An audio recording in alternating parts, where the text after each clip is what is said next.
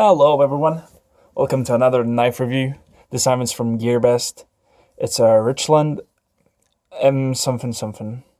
It comes in I chose at least, jade color, jade G10. It's really smooth, feels nice. It has the Shirogorov logo. It's supposed to be like F95, I think. Supposedly it's in D2. It's pretty sharp, but I don't know. I don't really like this knife because the pocket clip, I'm pretty sure like it's either the big one or the small nut is not even screwed in, and I cannot do anything about it because it's like too high out. Oh yeah, it's the second one. All right, it's just moving so much. It's just annoying. All right, but I like the jade scales. It's the first knife of that.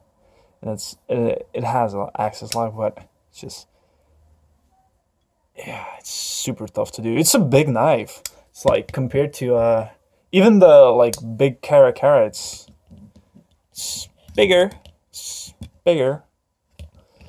Yeah, it's just a big knife, big beefy knife. It has some blade play because the axis lock is not that great. It's not a Ganzo. Let's say that. The finishing on the knife is, how is it? It looks nice. It looks nice. Be blasted maybe.